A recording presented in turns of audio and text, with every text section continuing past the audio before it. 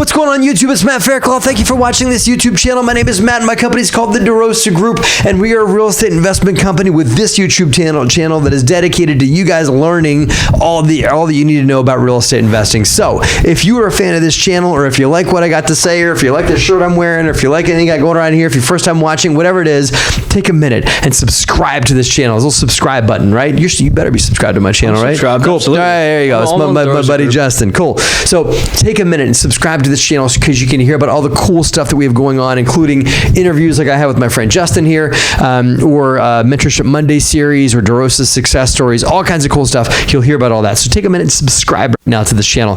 Today's interview is with a friend of mine, Justin. Welcome, Justin. What's up, Matt? Thanks for having me. Cool. You're welcome. So Justin is a home inspector, right? And we're going to talk about the home inspecting business, but more importantly, why maybe it's possible to say that a home inspector might make the perfect real estate investor, right? Yeah. I would be so audacious as to say such a thing, right? So let's put this out there. So some of you guys watching might be home inspectors, and some of you guys watching might want to realize why a home inspector is a good asset to have on your team. If you're not one, why you should get a home inspector in your pocket that can be someone that can help you out with new deals, right? So Justin, before we get into the question of why home inspectors could be the best real estate investors out there, tell us a little about yourself, your business. Give us a quick rundown all about you, Justin Eaton. Yeah, absolutely. So I graduated from Widener University in 2012 with a civil engineering degree. I kind of fell into a job doing engineering work for a company that also did home inspections.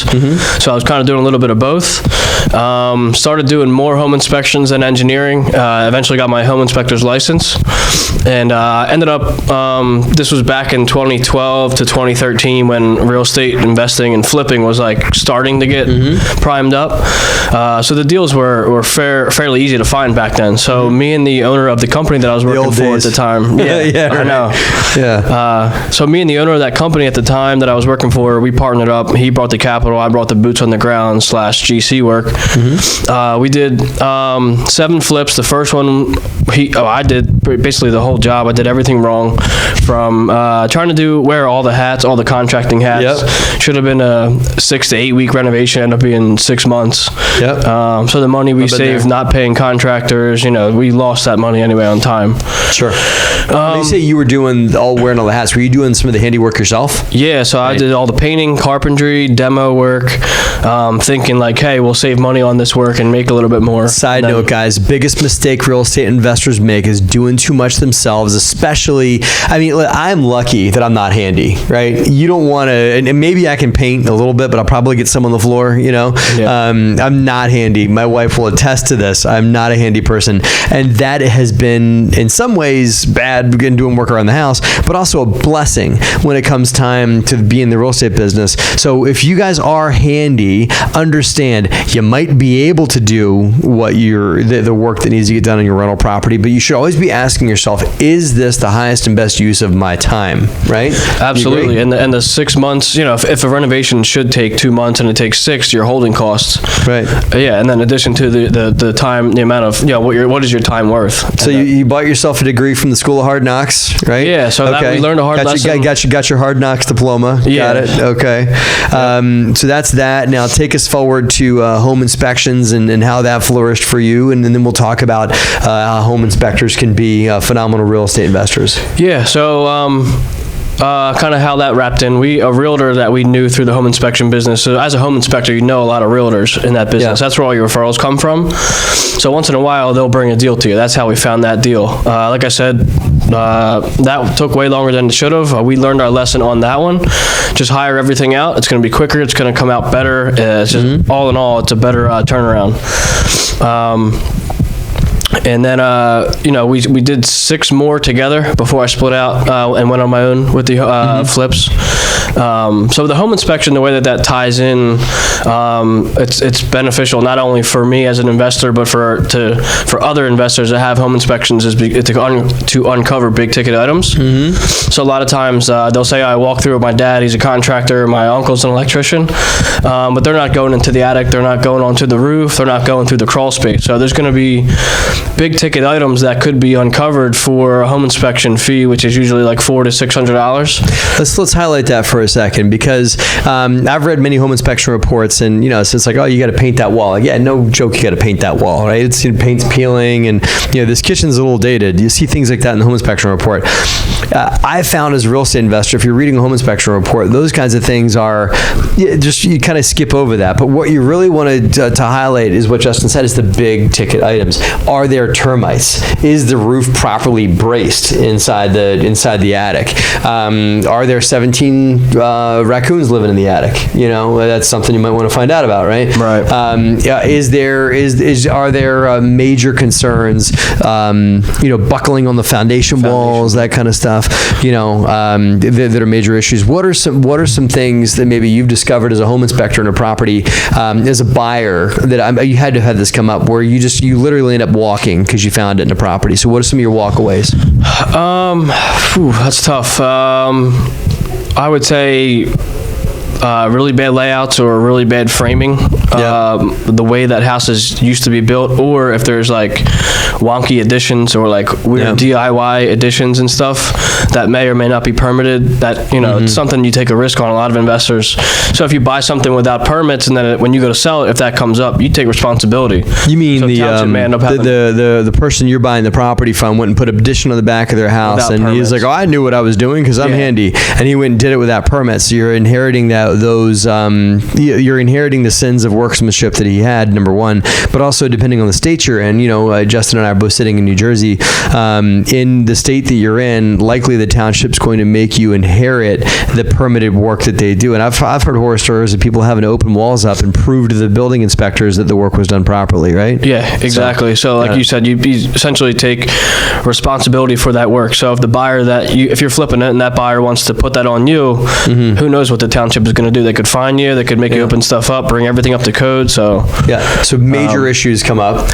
Some of the major issues. A lot of the stuff is going to be in basements or crawl spaces, and then the attic space, because that's where either the people aren't going to, like buyers, investors, contractors aren't going to crawl through a crawl space, like you said.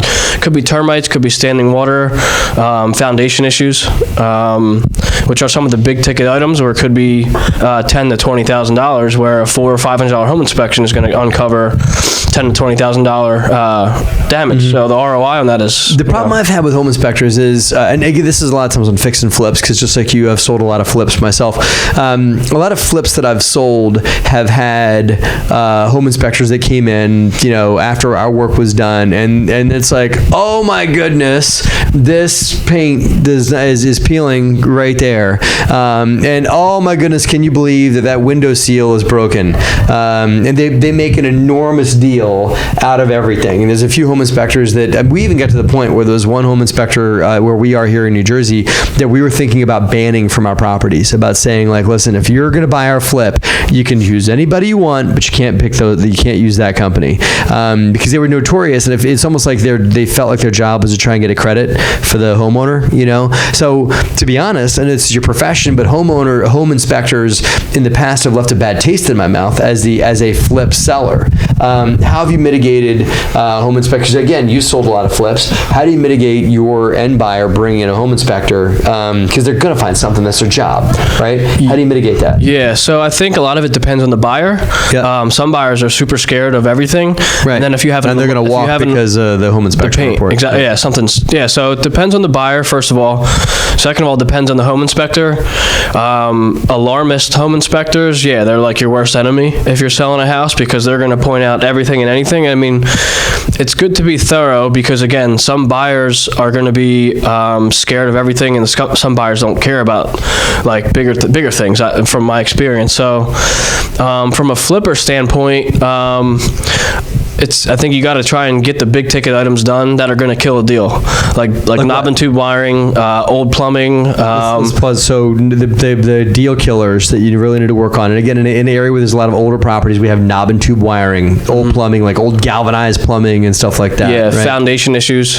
Got it. Mold, because a lot of people, if they have kids, they have asthma or something, they don't even want to, even if it can be treated, they don't want to touch the house if it has or had mold. Right. Mold. Old roofs, like if you have a a bigger house, the roofs can get fairly expensive, especially if you're tearing off. How old? So if is there an age point on a roof? Let's just say it's a 30-year timberline roof, right? Yeah. There's a 30-year shingled roof like that.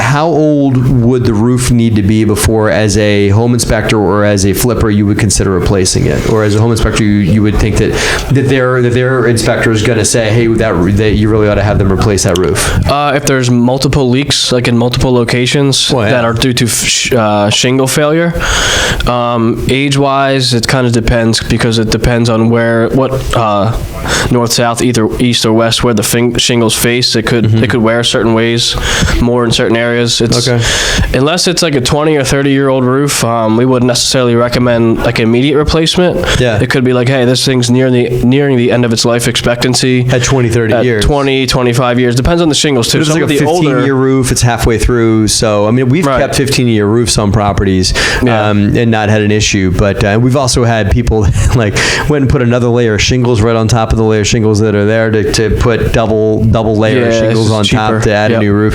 It is cheaper, but it can be an issue. Yeah, right? Absolutely. Okay. Yeah, if it's not done right, it'll void the warranty on the manufacturer. Absolutely. Too. So roofing issues, anything else that you think are absolute showstoppers for flips that should be addressed no matter what? Major termite. For rentals. Yeah, major termite damage, because sometimes even if you see them in the basement, they could be inside the walls too. Yeah, man. So always have termite inspection. Yeah, so termites, mold, structural, whether it's foundation or roof, and then waterproofing. So like waterproofing can be expensive too, especially if it's basement or crawl space is fairly large. Waterproofing can be. Perimeter we've drain. Gotten into doing just sump pumps and just doing a sump pump and a French perimeter drain, exactly. And a perimeter drain on most of the properties that we flipped in the back. And we don't do many flips anymore, but when we did, that was something we did quite a bit of. What about radon?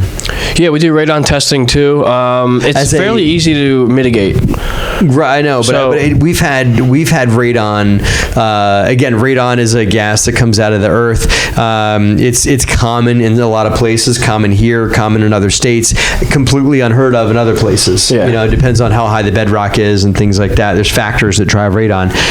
We've had houses test high for radon, and the buyer walked because of it. You know, so do you recommend if somebody here is watching about to flip a house, do you recommend them doing a radon test before the seller comes in, before the buyer comes in, and offering up, hey, listen, I already have a radon test. You can get your own, but I already have my results to say that I'm okay. Yeah, if you want to be proactive about it, and at least the thing is, if you're going to test it and it comes back high, you obviously have to fix it. Sure. So if the buyer gets it done and it comes back high, you obviously have to fix it anyway. We've had properties that tested high, and then we had it tested, and it came in low, and the buyer accepted it. Depends on the weather. Yeah, so there's... It has to do with the weather. It has to do with whether or not the testing agent turns on the HVAC machine to circulate the air in the property. Because here's the thing, who's going to just, in their home, you're not going to let the air sit stagnant. You're going to circulate your home. It's going to be lived in. It's not going to be this just empty box that nobody's going to be living in. The air is not going to get stirred up. Yeah, again, I think it comes back to the buyer. Like I said, some buyers are super scared of mold, and they won't touch a house even though it's treatable. Same thing with radon. Like, you can mitigate radon fairly easily. It's not terribly expensive, but if somebody has in their mind that it's going to cause lung cancer for them and their kids, whether or not it's treated, they might walk. Comes down to the buyer. Sure. Absolutely. So to sum it up, home inspectors make phenomenal real estate investors. Obviously, you guys can tell the level of knowledge that Justin has given on properties is more than a lot of other real estate investors do because of his background in home inspection. So home inspectors make great real estate investors because of their knowledge of the major things that could go wrong in a home. What else do you think? Anything else you want to bring to the table here that you think gives home inspectors an upper hand in the real estate investing world? I would just say if you're a flipper or like a buy and hold investor, you should have a good relationship with the home inspector, somebody you can call, text. This way, if something pops up and you have a question, like you can reach out and ask them a question. Yeah. Send them like something that might have come up in a home inspection report that you sold on a property you're flipping. Send it to your home inspector friend, let him look at it, give you his opinion on it. Yeah. And also to inspect the properties that you're buying. again, because a $400 to $600 home inspection fee could result in a $10,000 to $20,000 It's very return. affordable for what you pay to get a home inspector, and that. So I highly recommend that you guys, if you're not home inspectors, that's okay. I highly recommend that you guys look to go out and hire someone and keep them on your vendor list for properties. So Justin, if they want to hear more about you and contact you to pick your brain a little bit about home inspection stuff, or also to hear what you're up to from the real estate investing world, because this man's going places. He's involved in a lot of really cool projects, some of which we're looking at with you, and that. So I think you guys should keep an eye on this guy. So if they want to hear more about you overall, how do they do that? So my home inspection engineering business is DwellSafe Inspections and Engineering. So you can go to DwellSafeNJ.com, and I also host a local meetup group for real estate investors once a month in South Jersey. It's at SJREIG, South Jersey Real Estate Investor Group. South Jersey Real Estate Investors Group. Yeah, we usually meet up like once a month. So if you're interested in networking with me, other investors, other entrepreneurs, definitely meet us out at the group meetup. Great. So that's how you get a hold of Justin. Keep an eye on this guy. Thank you so much for coming out. Home inspectors make great real estate investors, guys. Look into it further. Thanks for watching. Have a great and profitable week.